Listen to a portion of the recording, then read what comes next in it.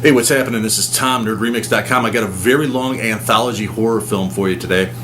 Got a lot of segments, and it all has very attractive young actresses, hot indie actresses that, hey, lots of eye candy on display here. And it is a number of directors on here. I'm going to go through all the segments. I probably won't hit all the cast, but I'll see what I can do. Most of these stories are from Jonathan Booty's Slick Flick Productions, and I don't care how you change the logo around Jonathan, it still reads Sick Fuck Productions when you first see it. So, cool, I guess. Anyway, Scary Story Slumber Party opens with a slumber party. 3 hot girls having a slumber party. They're pissed about a sucky movie they're watching called Bashed. So, and Moody put that together, I guess, too. And he directs the wraparound segment of the girls at the slumber party. 3 hot girls. Danielle, played by Jessica Dole. You got a very hot blonde, very icy, bitchy blonde, named Carissa, played by Amberly Pexick. I hope that's right. And then Brooke, played by Brittany Scalf. Now, these 3 hot girls are sitting around, and they decide that they're going to tell stories to each other. Old-fashioned ghost stories, or new-fashioned, as it were, always populated by hot co-eds. And the first one is Backstabber, directed by Moody. A girl cheating with her friend's boyfriend, and things happen. So, I don't want to give too much away, but kind of a cool little segment.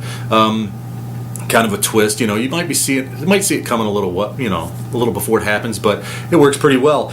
Next up is The Pledge, who is directed by Coven Delacruz, and it's a kind of a story within a story within a story, if you can wrap your mind around that. Wraps around some girls from the Delta Zeta Pi sorority, some bitchy girls, planning on a little hazing for a pledge. The pledge is a very hot, very goth Devaney Penn. Yes, one of my favorite actresses, and she is smoking in this and does an incredible job. And the bitches are planning on scaring her, and it doesn't really work out for them. So you can imagine what happens there. And Devaney definitely looks hot as a goth. Oh, yes. Absolutely. I approve. Anyway, moving on, we go on to Imaginary Fiend, directed by John Moody. And it stars it opens with Kristen, Brittany Scalf, who is handcuffed to a chair. Her boyfriend's unconscious on the floor, and she's being terrorized by her imaginary friend come to life, who is played by Lindy Starr. The imaginary friend is played by Jacqueline, and Lindy Starr is a very attractive woman who does crazy, psychotic, homicidal very well in this. So you'll have to see this to check it out. Then we're going up to Event Invitation, which is almost like a bullied kid gets revenge story.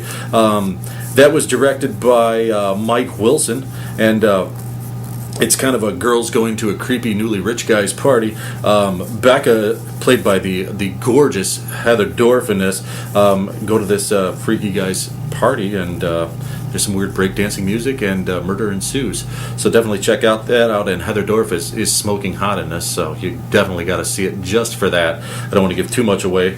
The killer kind of looks like Jason from Friday the 13th Part 2, which was kind of cool, and like I said, a bullied kid revenge type thing.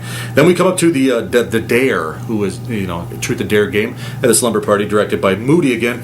You have Holly, who's played by Jackie Hall, begging on a game of Truth or Dare, egging girls on to make a phone call to a certain deceased person's mother, and basically Coral gets talked into it, played by Ashley Vetters, and a very attractive young lady, and they call Mrs. Monroe about her dead son. I'm sorry, I keep looking down. I got tons of notes on this.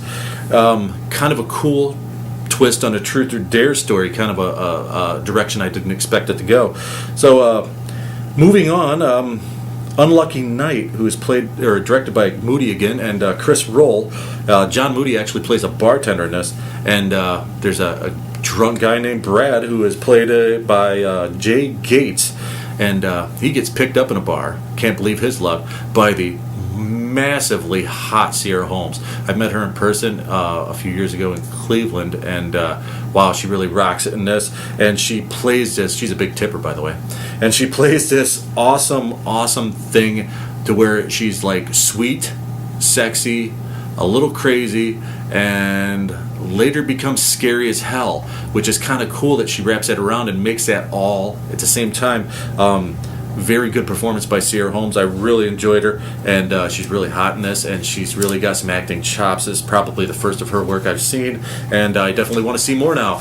So then we move on to Valentine's Prey, which is directed by Moody again, and we open up with Lindy, played by the amazing Devanny Penn. I'm serious, this is probably one of the most gorgeous actresses working today, and she's got chops too, so you got to check that out. She has a secret admirer. She keeps getting flowers from her boyfriend's played by Moody.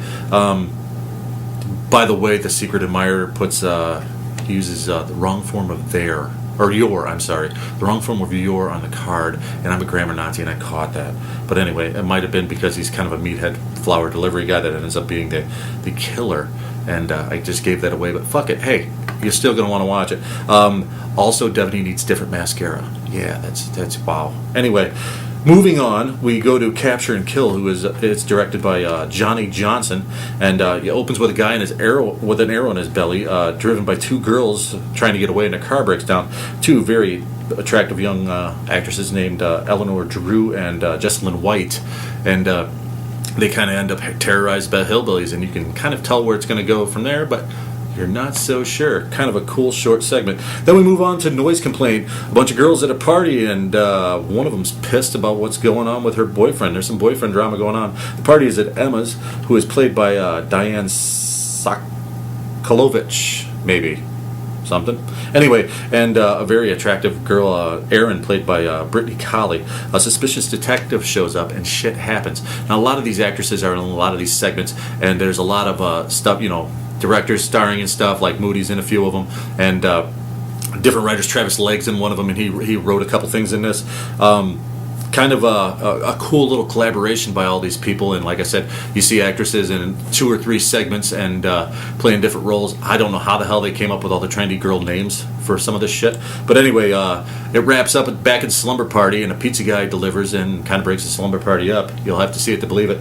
Now, very well done anthology. Most of the segments are really cool. Not all of them work, but the ones that do work are extremely effective, and it's a lot of fun. Like I said, Sierra Holmes scared the shit out of me in this, and Devanny Penn, wow, what can you say about her? And in fact, there's a lot of talented, attractive actresses in this, and it really fits the whole theme of the slumber party and the girls telling the stories.